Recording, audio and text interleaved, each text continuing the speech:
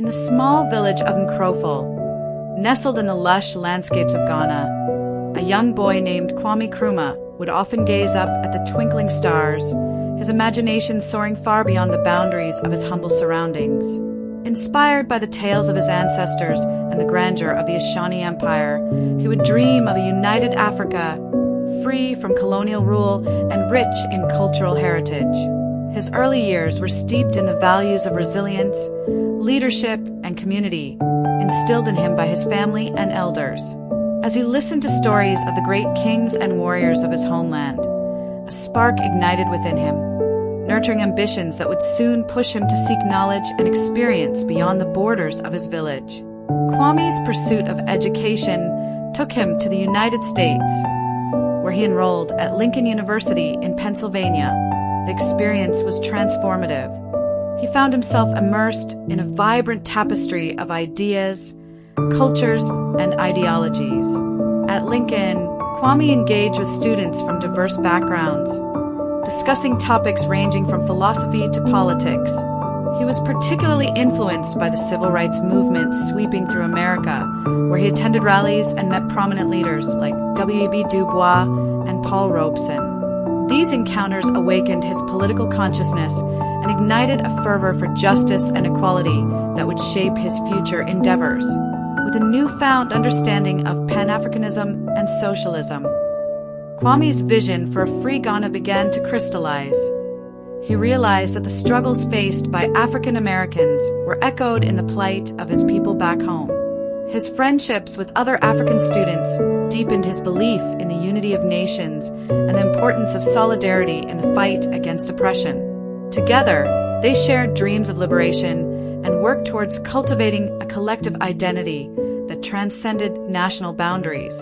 Upon returning to the Gold Coast, now facing the oppressive grip of colonialism, Nkrumah became a vital figure in the independence movement. He quickly rose to prominence, rallying students, workers, and intellectuals with passionate speeches that resonated deeply with the dreams and aspirations of the oppressed.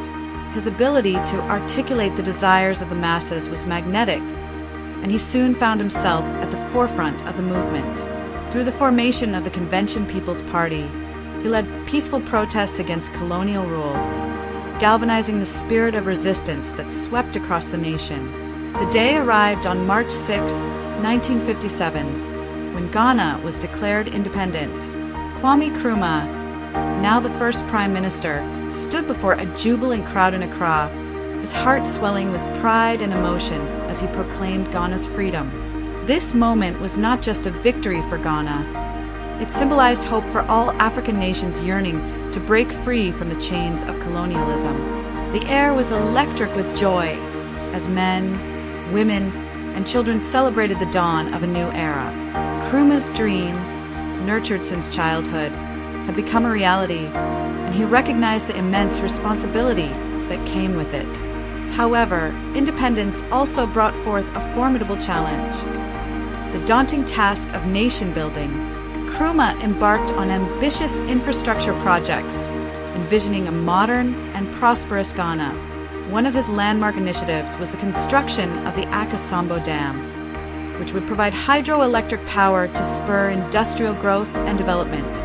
Despite facing significant obstacles, including skepticism from both domestic and international quarters, Nkrumah's unwavering determination inspired his people to work together for a brighter future.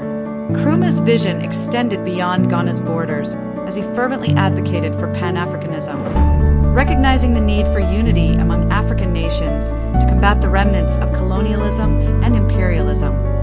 He gathered leaders from across the continent, emphasizing the importance of solidarity in reclaiming Africa's destiny. At the historic founding of the Organization of African Unity in 1963, he passionately articulated his belief that Africa must stand together. His words resonated deeply, inspiring a generation of leaders to follow in his footsteps and commit to the cause of African unity.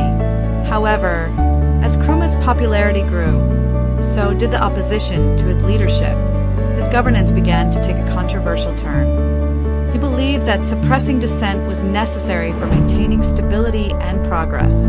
This internal conflict weighed heavily on him, forcing him to grapple with the sacrifices required for his ambitious vision. The chapter of his leadership became increasingly complex as he faced criticism for his methods, leading to a growing divide within the nation. In a sudden turn of fate, a military coup ousted Nkrumah from power in 1966, a painful twist that forced him into exile. Finding refuge in Guinea, he was honored as co-president, but the pain of losing his homeland weighed heavily on his heart. Despite this setback, Nkrumah remained resolute in his beliefs and continued to advocate for African unity and independence from afar.